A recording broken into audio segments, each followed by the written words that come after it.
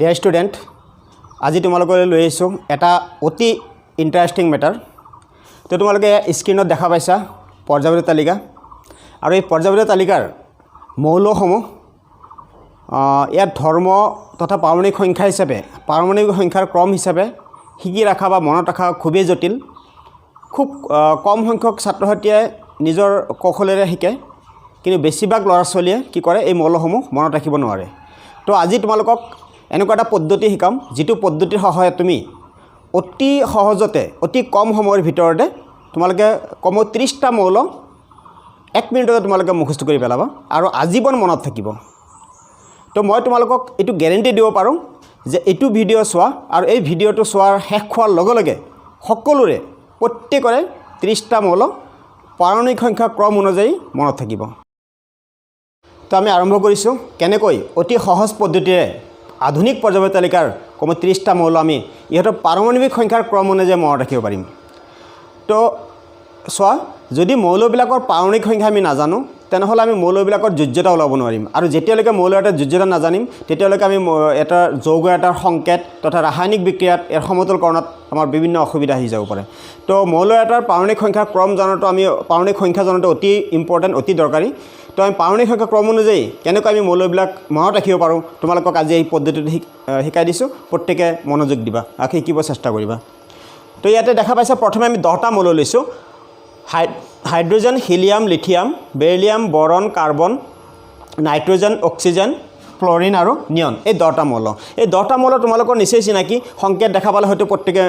চিনি পোৱা, কিন্তু আমি কথা হ'ল চিৰিয়েলি মৌলবিলাক আমি মনত ৰাখিব নোৱাৰোঁ। তো আমি এই মৌলবিলাক ধৰা, এইটো হাইড্ৰোজেন আমি লিখিছোঁ প্ৰথমতে, এইটো হাইড্ৰোজেন হা। হিলিয়ামটো আমি লিখিছোঁ ইয়াতে হি, আৰু লিথিয়ামটো শ্বৰ্ট ফৰ্মত লিখিলোঁ লি। এই তিনিটা হ'ল হাইড্ৰোজেন, হিলিয়াম আৰু লিথিয়াম। নেক্সট আহিব বেৰিলিয়াম ব, বৰণ ব, কাৰ্বন কা,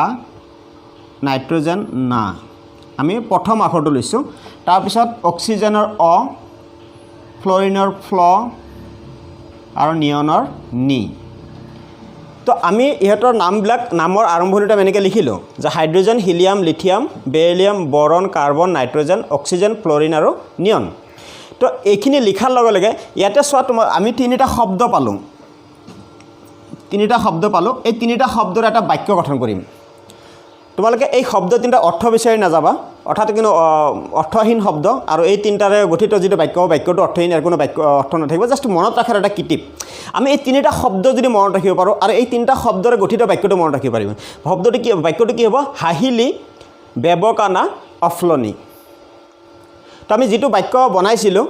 সেই 10টা মৌলৰে কি পাইছিলোঁ? প্ৰথম শব্দটো পাইছিলোঁ হাঁহিলি, তাৰপিছত পাইছিলোঁ বেবকানা, তাৰপিছতো অফলনি। এই তিনিটা শব্দৰে গঠিত বাক্যটো মনত ৰাখিবলৈ মই ভাবোঁ বেছি এটা টান নহ'ব। যদি তোমালোকে অলপ শিকাৰ আগ্ৰহেৰে, অলপ একান্ত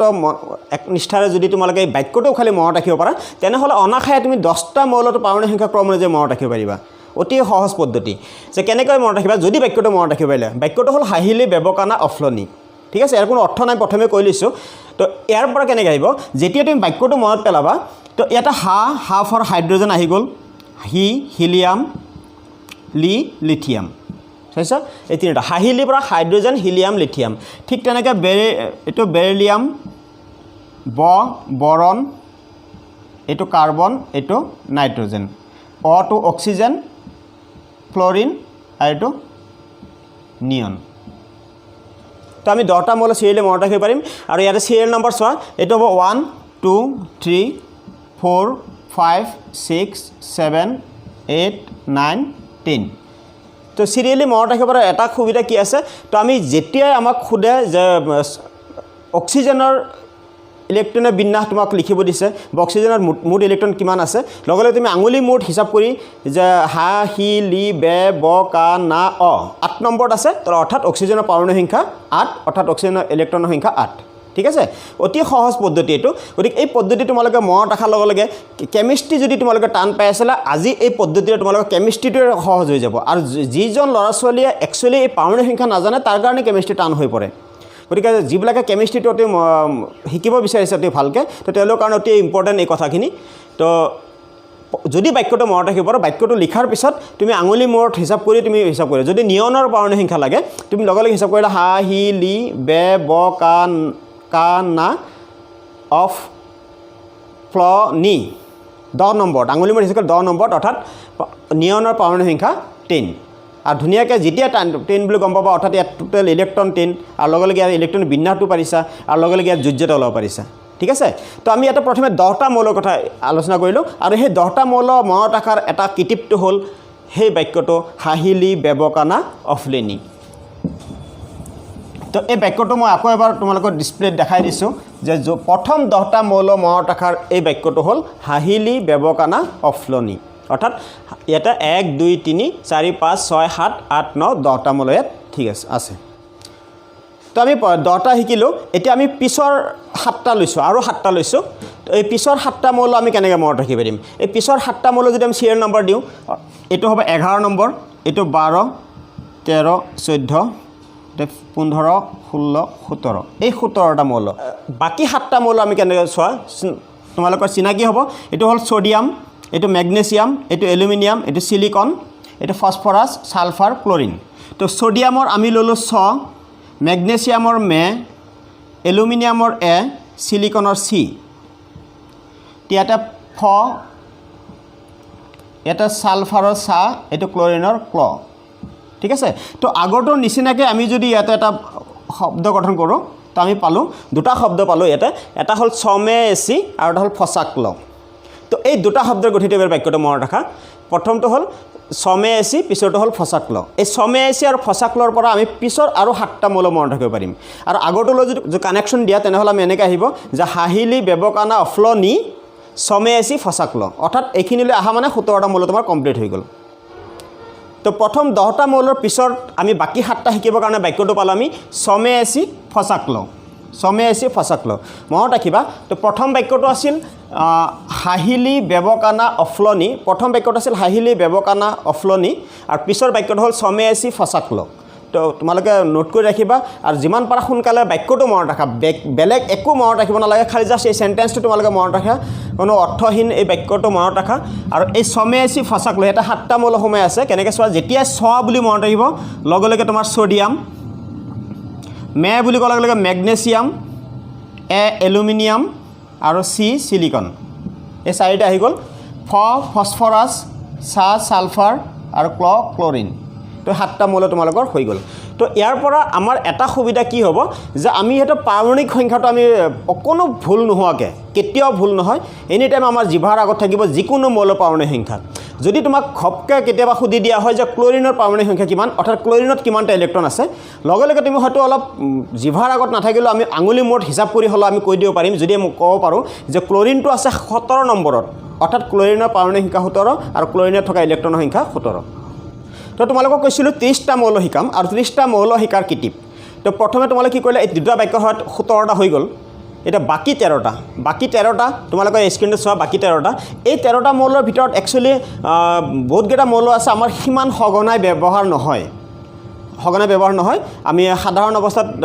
ক্লাছ 10 লেভেললৈকে ইমান ইউজ নহয় গতিকে এটা কেইটামান মৌল আছে খুব দৰকাৰ হয় যদিও আমি 17টা মৌলৰ আমি এটা 30টা মৌল চিৰিয়েলে মনত ৰাখিম তো মৌলকেইটা পৰিচয় প্ৰথমে দি দিছোঁ এইটো চোৱা AR এইটো আৰ্গন এইটো হ'ল পটেছিয়াম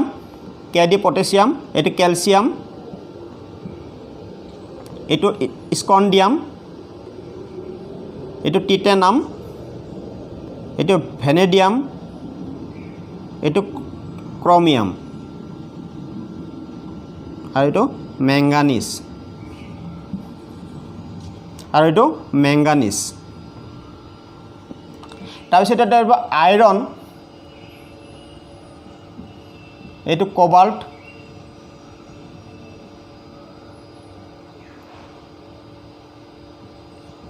এইটো নিকেল এইটো কপাৰ এইটো জিংক তো এই মৌলকেইটা তোমালোকে প্ৰথমে এটা অচিনাকি মৌল যিবিলাক আছে মৌলবিলাক প্ৰথমে তোমালোকে চিনাকি হৈ ল'বা ইয়াৰ নামকেইটা তো আমি ইয়াতে আছে 17টাৰ পিছত অৰ্থাৎ 18ৰ পৰা 30লৈকে আছে অৰ্থাৎ আমি যদি এটা 1 নম্বৰ আৰ্গনটো চাব যায় এইটো 18 নম্বৰত আছে আৰু জিংকটো আছে 30 নম্বৰত সো ইয়াৰ পৰা এটা সুবিধা কি হয় মই কৈছোঁ নহয় যে এই পদ্ধতিৰে 100% ছাত্ৰ ছাত্ৰীয়ে এটা অতি সহজতে নামবিলাক মনত ৰাখিব পাৰিব ইয়াৰ পৰা এটা পদ্ধতি তোমালোক কি আজি তোমাৰ এই মুহূৰ্তত তোমাৰ এটা মনত থাকি যাব জিংক অৰ্থাৎ জিংকটো আমি শিকিছোঁ জিংকলৈকে শেষ নাম্বাৰটো হ'ল জিংক জিংকত শেষ হৈছে গতিকে জিংকৰ পাৰমাণৱিক সংখ্যা 30 ঠিক তেনেকৈ আৰ্গনৰ 18 এনেকৈ গৈ জিংকলৈ পাম আমি এই 13টাৰ কেনেকৈ আমি মনত ৰাখিব পাৰিম ঠিক আছে এইটোৰ আৰু এই বাক্যটো অতি ইণ্টাৰেষ্টিং আগৰ দুটা আছিল কোনো অৰ্থ নাছিল অৰ্থহীন বাক্য আছিল এই বাক্যটো কিছু অৰ্থটো তোমালোকে নিশ্চয় বুজি পাবা আৰু এই বাক্যটো মনত ৰাখিবলৈ তোমাৰ কাৰণে অতি সহজ হ'ব তো স্ক্ৰীনত দেখা পাইছা এটা বাক্য লিখিছোঁ আৰু বাক্যটো একচুৱেলি এটা আখৰকেইটা অসমীয়াত আছে যদিও চেণ্টেন্সটো হিন্দীত এটা ভাষাটো হিন্দীত ব্যৱহাৰ কৰা হৈছে তো হিন্দীত তোমালোকে নিশ্চয় বুজি পোৱা প্ৰত্যেকে এটা আখৰকেইটা অসমীয়াত ব্যৱহাৰ কৰিছোঁ বাক্যটো হিন্দীত ইয়াত আছে আপকে স্কুটি ভেন কাৰ মে ফেকো তিনিটা মৌল নিকেল কপাৰ আৰু জিংক অসমীয়াত এৰ অৰ্থটো মই ইয়াতে বুজাব নাযাওঁ তোমালোকে নিজে বুজি ল'বা কি বুজি পাইছা মই ক'ব বিচাৰিছোঁ এইটোৱে যে আপকে স্কুটি ভেন কাৰ आपके स्कूटी भैन कार में फेंको निकेल कपार जिंक तो ये तीनिटा मौल इते तीनिटा मौल इते कोनो वाक्यत आमी आना नाई तो गोटे अर्थটো এটা অৰ্থ আছে তোমালোকে অৰ্থ বুজি পাইছা যে এই বাক্যটো যদি মনত ৰাখিব পাৰা যে आपके स्कूटी भैन कार में फेंको निकेल कपार जिंक ইয়াৰ পৰা আমি কেনেকৈ কিলো বাকি প্ৰথম 17টা গ'ল বাকি 13টা মৌল ইয়াৰ পৰা কেনেকৈ আহি আছে চোৱা প্ৰথমে আছে আ ফৰ এটো হল আর্গন প কৈছুয়ে পটাছিয়াম কে এটো হল ক্যালসিয়াম তো তিনিটা আহি গ'ল আর্গন প পটাছিয়াম কে ক্যালসিয়াম এই তিনিটা হৈ গ'ল তো এই তিনিটাৰ পৰা আৰ্গন পটাছিয়াম আৰু ক্যালসিয়াম এই তিনিটাৰ পৰা তুমি মনত ৰাখিব পাৰিবা যে আৰ্গন আছিল 18 নম্বৰত ক্যালসিয়াম পটাছিয়াম 19 নম্বৰত ক্যালসিয়াম 20 নম্বৰত গতি ক্যালসিয়ামটো আমাৰ কাৰণে অতি দৰকাৰী এটা মৌল গতি ক্যালসিয়ামৰ পাৰমাণৱিক সংখ্যা 20 বাকি থাকিল স্কুটিৰ পৰা স্কটো লৈ আহা এটি স্কন্ডিয়াম আৰু টি টো হল টিটানাম ভেনটো এটা শব্দ আছে এটো হল ভেনেডিয়াম আৰু কাৰটো হ'ব তোমাৰ একেলগে CR ক্ৰমিয়াম এই চাৰিটা মৌল হয়তো আমাৰ ইমান সঘনাই ব্যৱহাৰ নহয় তাৰ পিছত আহিব মেটো আহিব মেংগানিজ ফেকোত অলপ প্ৰবলেম হ'ব তোমালোকৰ ফেটো হল এইটো তো এইটো ফে দি ফেৰাম হয় আমি ফেৰাম বুলি নকওঁ এইটো আমি আইৰন ফেটো হল আইৰন গতিকে আমি আইৰন বুলি চিনি পাওঁ আইৰন বুলি জানো গতিকে এইটোৰ সংকেতটো হৈছে Fe সেইকাৰণে ফে বুলি কোৱা হৈছে আৰু কোটো হল কোবাল্ট তো এই যে মৌলকেইটা যদি আমি ইয়াৰ আখৰৰ পৰা লৈ আহিব পাৰোঁ আপকে স্কুটি ভেন কাৰ মে ফেকো আ ফৰ আৰ্গন প ফৰ পটাছিয়াম কে ফৰ ক্যালসিয়াম স্কু ফৰ স্কন্ডিয়াম টি ফৰ টিটেনিয়াম ভে ফৰ ভেনেডিয়াম কাৰ ফৰ ক্ৰমিয়াম মে ফৰ মেংগানিজ আৰু তাৰপিছত ফে আইৰন আৰু কোবাল্ট ঠিক আছে তো বাকি তিনিটা মৌল ইয়াত আহিয়ে গ'ল নিকেল কপাৰ জিংক আৰু নিকেল কপাৰ জিংক এই তিনিটা শব্দ আমাৰ কাৰণে অতি ইম্পৰ্টেণ্ট আমি কপাৰো লাগে নিকেলো লাগে জিংকো লাগে আমি শেষ কৰিছোঁ কেই নম্বৰ 30 নম্বৰত অৰ্থাৎ জিংকৰ 30 গতিকে আমি এইটো আমাৰ কাৰণে মনত থাকিব যে জিংকৰ পাৰমাণৱিক সংখ্যা 30 তো এই তিনিটা বাক্য প্ৰথমটো আমি হাহিলি বেবকানা নেক্সট আহিব